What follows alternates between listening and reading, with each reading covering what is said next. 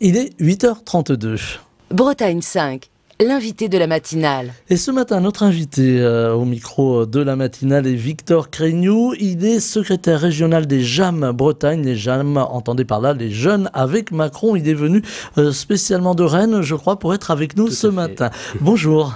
Bonjour, merci de me recevoir. Alors on va parler de politique, évidemment, comme on le fait chaque matin à cette heure-ci sur l'antenne de Bretagne 5. Contexte particulier, difficile. Je le disais en commençant, vous êtes secrétaire régional des jeunes avec Macron. Le président de la République fait face à un contexte difficile en ce moment. Oui, tout à fait, un contexte de crise, des crises qui se terminent, d'autres qui commencent, ça s'entremêle, et il faut répondre à toutes ces crises et aussi à l'inquiétude qu'elles suscitent au sein de la population. Moi j'ai confiance, je vois un gouvernement à l'action, un gouvernement aussi lucide sur les mesures à prendre et là où il faut agir. Donc, et tout ça aussi dans un contexte politique et institutionnel particulier.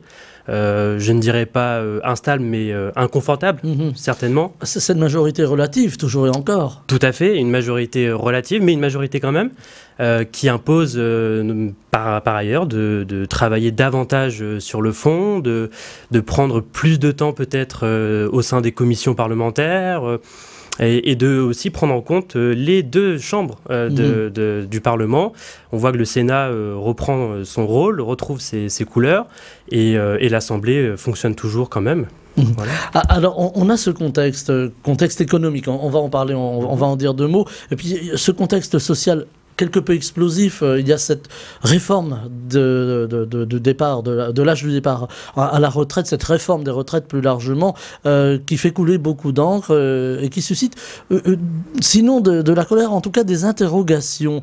Et puis, ça arrive dans une séquence aussi après les 49.3 qui ont été un peu dégainés, si vous me permettez le terme, par le gouvernement et par la première ministre Elisabeth Borne. Est-ce qu'il va falloir apaiser à un moment, expliquer, faire de la pédagogie? Oui, bien sûr, évidemment, et je crois que le gouvernement le fait déjà par la voix de sa première ministre, mais aussi des différents ministres. Expliquer, je crois que c'est vraiment le terme à propos. Expliquer pourquoi on fait cette réforme des retraites, parce qu'on arrive dans un contexte et la dynamique démographique du pays fait que dans quelques années, il y aura peut-être et certainement même davantage de retraités que d'actifs. Donc si on veut préserver et protéger ce système par répartition selon lequel les actifs payent les pensions des retraités, eh bien, il va falloir inévitablement augmenter le nombre d'actifs. Par contre, ça a du mal à passer parce que beaucoup de gens estiment qu'il va falloir aller encore plus loin. Il y a aussi beaucoup de professions, les gens sont fatigués. On pense aux professions difficiles. On pourrait citer les maçons ou plus largement les professions du bâtiment qui ont du mal à comprendre qu'on va leur demander de travailler plus longtemps. Mais voilà, et c'est absolument là qu'il faut pas se focaliser non plus que sur l'âge de départ. D'ailleurs, la Première ministre l'a répété, ce n'est pas un totem, il peut y avoir d'autres marges de manœuvre éventuellement, mais cette réforme, elle est aussi nécessaire pour atteindre un système juste et équitable pour évidemment arriver à bout de ce déficit dans lequel est plongé le système. Et puis juste parce que, évidemment, pourquoi certains devront travailler plus longtemps, pour que d'autres puissent partir plus tôt aussi à la retraite. Et ces autres-là, ce sont les professions dites pénibles. Et donc, il y aura tout un travail, évidemment, sur les critères de pénibilité. Ça va être l'objet des concertations avec les partenaires sociaux notamment. Donc, il faut vraiment expliquer que oui, on va travailler plus longtemps, mais on prendra mieux en compte les pénibilités pour que certains partent plus tôt à la retraite. C'est la justice. Alors, on voit les syndicats un petit peu arc-boutés contre cette réforme. La CFDT, qui d'habitude est quand même plus encline à accepter ou en tout cas à discuter, à dialoguer. Là, on voit que la CFDT n'est pas du tout d'accord avec les mesures proposées. La CGT aussi qui promet un mois de janvier chaud. Alors, on ne fait pas référence à la météo, bien que. Est-ce que c'est de nature aussi à inquiéter, ou en tout cas vous inquiéter, vous, jeunes militants auprès d'Emmanuel Macron? Est-ce que c'est de nature à vous inquiéter en vous disant, voilà, on risque de retrouver une séquence un petit peu comme les Gilets jaunes? Moi, ce qui m'inquiète particulièrement dans ce que vous venez de dire, c'est que les syndicats s'opposent, d'accord, ça c'est normal. C'est leur rôle finalement. Mais ils proposent quoi? Voilà, moi c'est ça qui m'inquiète. On pourrait en parler des heures de la représentativité des syndicats. Est-ce qu'ils sont vraiment représentatifs de ceux qu'ils sont censés représenter? D'accord, soit peut-être que le 65 ans ou 64 ans ou toucher même à l'âge de la retraite, de départ à la retraite n'est pas le mieux. Alors qu'est-ce qu'on fait? On touche à la durée de cotisation, aux annuités. La Première ministre a dit non, on n'ira pas au-delà des 43 années d'annuité, ce qui serait parfaitement injuste, puisque, et de fait, de toute façon, que cette réforme soit faite ou non, on va travailler plus longtemps. Si on maintient les 42-43 années d'annuité, une personne qui commence à travailler à 20 ans, effectivement, elle pourra partir à 62 ans, à taux plein évidemment, mais en France, aujourd'hui, par chance, on fait des études plus longtemps, donc les carrières commencent plus tard. Aujourd'hui, quelqu'un qui commence à travailler à 24-25 ans, 42 années d'annuité, ça l'amène à 67 ans. Donc, là, quelque part, il faut forcément passer par la réforme. On entend aussi, j'allais dire, une petite musique quand on va un peu sur les marchés ou qu'on discute avec les citoyens. On entend souvent cette rhétorique qui tente à dire que, voilà, il y a beaucoup de jeunes qui cherchent du travail, qui n'en trouvent pas. Est-ce qu'il ne faudrait pas mieux mettre les jeunes au travail et faire partir les anciens, si vous me permettez le terme, en tout cas, les personnes qui ont fait leur carrière plus tôt? Non, pas forcément. Pourquoi certains jeunes ne trouvent pas de boulot? Aussi parce qu'ils n'ont pas été peut-être bien orientés. On a souffert d'un manque cruel d'étudiants dans les filières professionnelles. Or, ce sont ces filières-là aujourd'hui qui recrutent. Donc, il est évident que certains postes ne sont à pourvoir, mais ne sont pas pourvus. Et des jeunes qui peut-être sont allés en masse vers les facultés ou l'université de manière générale, se retrouvent un peu dépourvus parce qu'il n'y a pas de place pour tout le monde, il n'y a pas d'emploi pour tout le monde dans ces milieux-là. Il va falloir réformer, alors c'est aussi un grand serpent de mer, on parle de la réforme de l'enseignement supérieur également. Est-ce qu'à un moment ou à un autre, il faudra s'attaquer, alors réforme, j'allais presque dire casse-gueule, parce que beaucoup de ministres et de gouvernements s'y sont attelés, ça n'a pas toujours abouti. Est-ce qu'à un moment ou à un autre, il faudra aussi penser à réformer le système de l'éducation en France, réformer le système de la formation aussi en France? Oui, tout à fait. Ça a été déjà entamé par la majorité de ces dernières années. La valorisation, je le disais, des filières professionnelles est indispensable. Le bac a été réformé également pour permettre aux élèves de se concentrer sur des matières spécifiques. Tout à fait. Il faut aussi surtout que le système éducatif soit adapté aux besoins. C'est ça le principal à mon avis. Des métiers vont disparaître, d'autres apparaissent, beaucoup de métiers dans ce qu'on appelle la tech aujourd'hui. La France accuse un retard encore dans ces métiers de la tech, retard qui a tendance à se combler quand même. Est-ce que c'est l'avenir? Est-ce que c'est là où il faut former aujourd'hui pour les métiers de demain? On pense aux développeurs, on pense à la cybersécurité aussi qui devient prégnante. Bien sûr, c'est un exemple totalement très concret et surtout, il faut le dire, en France, on dispose des ressources nécessaires pour travailler dans ces domaines. On a des ingénieurs d'excellence, des écoles aussi d'excellence et donc il faut bien sûr promouvoir ces filières. Il faut que les élèves n'aient pas peur, n'aient pas d'a priori à aller dans ces filières, oui, tout à fait. Alors on parle d'un autre contexte maintenant, le contexte, alors ça va rejoindre le contexte social quelque part, mais le contexte économique aussi. On a beaucoup entendu, et on en parlait ce matin sur notre antenne à 7h20 dans notre rendez-vous avec l'actualité avec Jean-Guillaume Daré, le délégué général du SDI, le syndicat des indépendants et des TPE, qui s'inquiète de la situation aujourd'hui des petites entreprises ou des très petites entreprises qui sont confrontées à une hausse sans précédent des coûts de l'énergie, de l'électricité en particulier. On pense aux boulangers, mais d'autres professions également. Est-ce que le gouvernement n'a pas réagi un peu tardivement? Non, je crois pas. Je crois qu'il y a quelques mois, quand les premières mesures ont été annoncées pour faire face à cette inflation qui d'ailleurs stagne, du moins ne progresse pas davantage. Les premières mesures ont été très générales. Elles s'appliquaient à tout le monde. On pense à la ristourne sur le carburant, c'était pour tout le monde. Riches, pauvres, gros rouleurs, petits rouleurs, peu importe. Aujourd'hui, vous parliez des TPE, PME, le gouvernement s'intéresse particulièrement à ces entreprises, c'est parce que c'est là qu'il faut agir, c'est eux qu'il faut protéger. Vous parliez des boulangers. On peut citer le bouclier tarifaire, l'amortisseur sur les factures d'électricité. Donc tout ça, ça vise à contenir la hausse des prix de l'électricité jusqu'à 15%, je crois. Et puis, c'est vrai que les boulangers, ça peut paraître symbolique, mais une TPE, les boulangers, ça représente quand même, je crois, 33 000 entreprises en France. Donc ça n'est pas si symbolique que ça. Ça a aussi des conséquences très concrètes sur la vie des Français. Sur la vie de tous les jours. On a vu quelques boulangeries, malheureusement, qui ont dû arrêter leurs activités. Pas forcément être en faillite, mais arrêter leur activité parce que, tout simplement, elles ne peuvent plus payer les charges en énergie. Quand une boulangerie ferme dans un village, c'est le village qui en pâtit. Il y a aussi un aspect humain, un aspect social, j'allais presque dire sociologique aussi. Tout à fait, oui, la boulangerie, c'est une tradition française, c'est le mode de vie à la française, il faut le dire.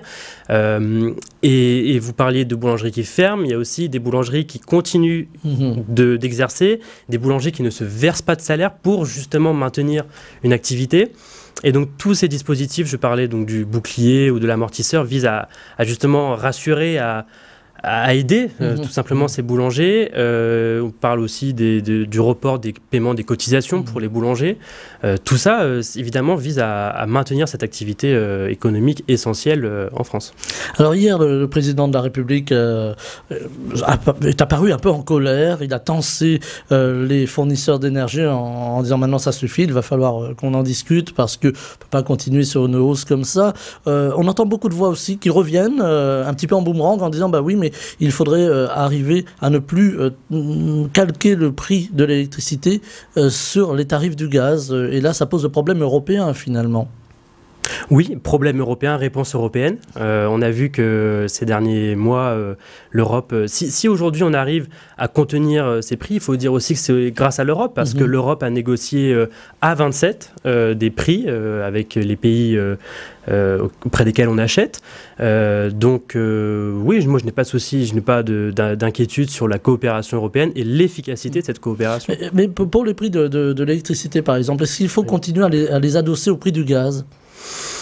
Non, peut-être pas, surtout que les besoins sont sûrement différents et surtout que les sources sont différentes. Le gaz, on l'importe, l'électricité, on la produit pour beaucoup. On peut éventuellement réfléchir à une nouvelle forme de détermination de ce prix, oui, tout à fait. Alors on fait la transition écologique, l'environnement, et on en parle beaucoup en ce moment, et c'est une véritable inquiétude avec le réchauffement climatique. C'est aussi produire de l'énergie décarbonée, alors évidemment l'énergie solaire, l'énergie éolienne, mais quid du nucléaire ?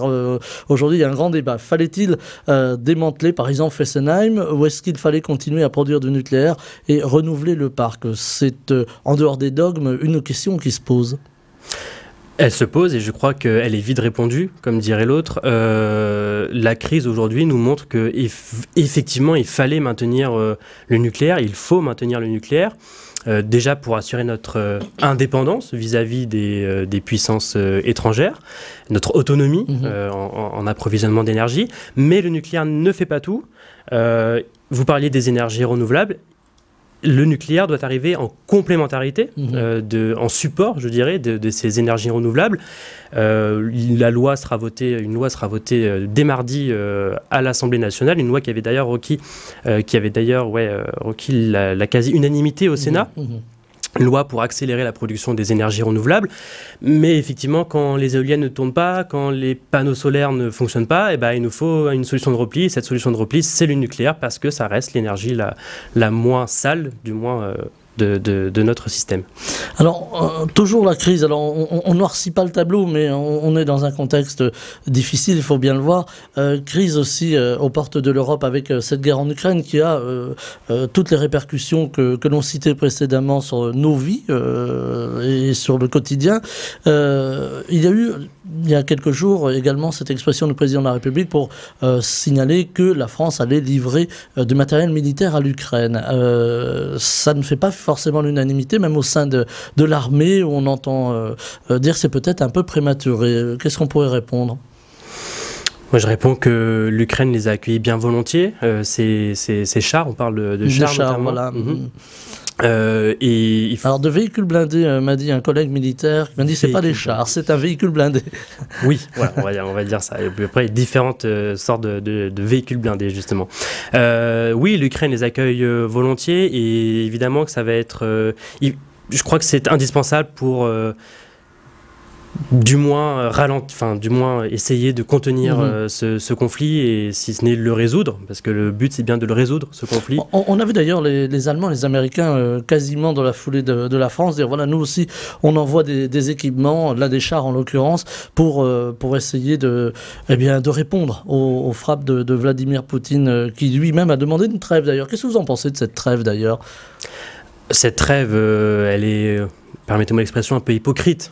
Bon, ok, c'est Noël orthodoxe pour eux, mais cette trêve, elle ne doit pas durer 2 jours, elle doit durer l'éternité pour l'éternité, elle doit valoir pour tout le temps. Bon, après, c'est leur stratégie militaire russe, je ne vois pas où ils veulent en venir, mais permettez-moi de dire que c'est un peu hypocrite quand même. Je le disais en commençant, vous êtes secrétaire des JAM, des jeunes avec Macron. Pour un jeune, je ne me permettrai pas de vous demander votre âge, mais pour un jeune comme vous, entrer en politique, une guerre en Europe, est-ce que vous imaginiez simplement, quand vous avez fait le premier pas en politique, un jour vous dire, voilà, nous, notre génération, va connaître une guerre? Non. Moi, ce qui me frappe surtout dans ce conflit, c'est que c'est un conflit, je dirais, comme on en a vu au 19e siècle ou au 20e siècle. On envisage, nous, depuis quelques années, des nouvelles formes de conflits, que ce soit sur le terrain cyber ou d'autres terrains. On en parle beaucoup. Elle est déjà là, d'ailleurs. Elle est là. La cyberguerre. Bien sûr. Et on pensait peut-être naïvement que ça serait le futur de la guerre. Mais non, la guerre, aujourd'hui, elle nous rappelle que c'est avant tout des hommes qui combattent dans des tranchées, comme à l'époque. Et c'est assez inquiétant, mais ça nous permet de repenser notre socle de valeurs, notre idéal commun aussi, et prendre conscience que oui, c'est à 27, en européen, qu'on peut agir sur ces questions-là. Alors, un rapport de force qui se met en place, un rapport géopolitique aussi plus largement. On parle beaucoup de Taïwan, on parle beaucoup de la Chine, la Corée du Nord, mais ça c'est presque un lieu commun, allais-je dire. On voit aussi les droits qui ont du mal, les droits pour les femmes, les droits pour les homosexuels, les droits pour les minorités qui ont du mal à percer dans certains pays. Et là, on pense tout de suite à l'Iran. Est-ce que là aussi, c'est une source d'inquiétude pour votre jeune génération de vous dire qu'encore aujourd'hui, on est obligé de se battre pour ces valeurs-là, finalement? Oui, ça nous paraît totalement illusoire pour nous qui vivons dans une Europe qui s'est fondée sur les droits humains. Mais c'est aussi l'occasion pour nous d'apparaître comme cette jeunesse qui va accompagner ces luttes pour les droits. C'est à nous d'aller les soutenir, de les supporter, et c'est à nous, en Européens encore une fois, de montrer l'exemple. Alors, l'Europe, on l'a vu, a pu s'entendre face à la menace de Poutine, avec ces restrictions qui ont été prises et ces sanctions qui ont été prises face à la Russie aujourd'hui. On voit que face au péril, finalement, l'Europe peut fonctionner. Est-ce que là aussi c'est peut-être, alors on a un peu noirci le tableau, mais est-ce que c'est peut-être une source d'espoir pour la gouvernance de demain? Une source d'espoir, oui et non, parce que s'il faut attendre des crises pour que l'Europe se mette à Moi, je fonctionner... parlais plus du contexte, du fait de pouvoir arriver à s'entendre, par exemple, face à l'adversité, qui n'est pas forcément une guerre, hein, bien sûr. Oui, bien sûr, non, mais c'est vrai que c'est un exemple très parlant de cette communauté d'intérêts qu'on peut avoir, qu'on n'a pas toujours en européen, c'est vrai.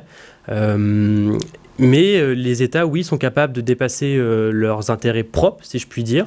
Et donc, oui, c'est une source d'espoir parce qu'on sait que beaucoup de défis seront relevés à l'échelle européenne et non pas à l'échelle nationale, comme on peut le croire. Alors, plus largement, on a un monde qui change. On voit les mutations technologiques. Là aussi, la jeune génération dont vous faites partie va accompagner cette mutation. Est-ce que c'est dur de changer de paradigme, de changer d'époque, de changer le monde, hein, si j'ose aller jusque-là? C'est dur, oui, c'est exigeant, mais c'est un peu notre devoir aussi, surtout pour nous les jeunes qui commençons la vie, si je puis dire. Il est plus difficile, je pense, encore pour des seniors ou des gens qui se sont installés dans des habitudes et des façons de faire ancestrales peut-être, mais c'est dur pour eux, mais c'est à nous d'inventer cette nouvelle forme de fonctionnement de notre société. Ouais. Ça veut dire aussi inventer une nouvelle politique, parce qu'aujourd'hui on est encore dans une politique qui se cherche. On a connu, je ne citerai pas de nom, j'en connais un derrière le micro qui a connu cette époque où il y avait la droite, la gauche, l'extrême droite. C'était assez défini. On avait aussi le bloc Est-Ouest. Aujourd'hui, on a l'impression d'un monde qui devient très compliqué, y compris du point de vue politique, et y compris en France. On a reproché à Emmanuel Macron, d'ailleurs, d'avoir un peu morcelé ce côté politique auquel on est habitué, avec des partis qui aujourd'hui sont à la peine. On pense à la droite, on pense au PS. Est-ce que là aussi, la mutation va se faire, et ce sera difficile aussi ? La mutation, je ne parlerai pas de mutation parce que malgré tout, malgré ce contexte inconfortable, je le disais tout à l'heure, finalement, c'est très clair, le paysage est assez clair. Les extrêmes sont parfaitement clairs sur leur position et leur comportement. Il y a des partis encore dits de gouvernement qui à défaut de se chercher, ne se trouvent plus, du moins. Et je crois profondément que Emmanuel Macron et sa majorité et son gouvernement ont apporté finalement une forme d'éclaircissement en disant face à la gauche, face à la droite, il y a aussi une troisième voie. Il y a une majorité qui est capable de parler à un ensemble de Français beaucoup plus large que les simples partis de gouvernement. Donc non, moi je crois que c'est assez optimiste de voir cette majorité qui évolue depuis presque 6 ans maintenant. Autre chantier, faire revenir les Français aux urnes, parce que c'est pas évident. On l'a vu lors des dernières élections, l'abstention a battu une fois encore des records. Est-ce qu'on a oublié que la démocratie était fragile finalement ? Si on l'avait oublié, du moins, on en est rappelé aujourd'hui. L'abstention, évidemment, c'est un sujet majeur. Alors, on arrive dans une période où il n'y aura pas beaucoup d'échéances électorales dans les prochaines années, mais la politique continue. Et donc, l'abstention, elle ne se résout pas que en période d'élection, elle se résout surtout avant. Et je crois, je disais tout à l'heure que, par exemple, le contexte à l'Assemblée nationale impose de mieux travailler sur le fond, davantage se concentrer sur le fond. C'est l'occasion pour les jeunes, pour les Français qui se sentaient un peu déconnectés, un peu loin de la politique, de se raccrocher et de s'intéresser au débat qui s'y passe, qui s'y déroule, pour comprendre que oui, la démocratie, elle fonctionne comme ça et elle fonctionne. Alors, j'imagine que c'est difficile chaque jour d'être dans la peau d'un jeune qui fait de la politique. Vous arrivez à discuter avec les autres formations, avec les autres jeunes finalement qui sont engagés dans d'autres partis ? Bien sûr, engagés ou non d'ailleurs. Et oui. surtout avec ceux qui ne sont pas engagés, parce qu'il ne faut pas croire que parce qu'un jeune n'est pas engagé, il n'a pas d'idée, loin de là. Non, c'est ça qui me frappe dans notre génération, c'est que on n'a jamais eu autant de valeurs, d'idées, d'idéaux aussi, mais on ne s'est jamais aussi peu engagé pour les défendre et pour les faire valoir. Donc l'objectif n'est pas forcément de convaincre les jeunes, mais tout simplement de leur dire mobilisez-vous, vous avez des idées, vous avez des convictions, alors allez-y. Et les jeunes des autres partis justement, alors par exemple LFI ou LR, vous arrivez quand même à échanger, même si c'est pas toujours facile j'imagine, mais vous arrivez à échanger quand même ? Oui, alors dans des cadres, j'allais dire plus restreint. Effectivement, si vous m'invitez pour faire un débat avec un membre de LFI ou du RN, on ira dans le mur. Enfin, on va pas. Ça va être un débat de faible intérêt, mais dans le cadre privé ou même hors antenne, comme on dit, oui, on a des débats très sincères et très francs et très instructifs. Oui. Vous le voyez comment l'avenir des quelques mois qui viennent, avec ces turbulences un peu annoncées, turbulences sociales, ça va être difficile là aussi de porter la parole présidentielle ? Difficile, je ne le crois pas. Nécessaire, évidemment, parce que dans ce contexte autant politique que social, il faudra expliquer comme vous le disiez tout à l'heure, il faudra faire de la pédagogie, et c'est notre rôle, et particulièrement chez nous les JAM, d'expliquer ce que fait le gouvernement, là où veut aller le président de la République, et c'est aussi l'occasion, comme je le disais, il y aura peu d'échéances électorales, donc c'est l'occasion pour nous, et les JAM s'en saisissent déjà, de travailler sur le fond, de travailler les idées pour construire cet argumentaire encore et participer à la définition du projet politique d'Emmanuel Macron. Un dernier mot, le sujet qui vous tient à cœur, ou le dossier que vous avez envie de porter. Le dossier que j'ai envie de porter, je pense que c'est la justice, justice sociale, mais la justice aussi institutionnelle, je dirais. Hier, le garde des Sceaux, ministre de la Justice, a présenté un plan pour la justice. Et qui a été plutôt très bien accueilli, du reste. Bien accueilli, et avec raison, quand on ne peut que se réjouir de ces mesures. Mais une justice forte, une justice crédible, c'est, je pense, une condition essentielle pour que l'on vive tous ensemble dans un cadre serein.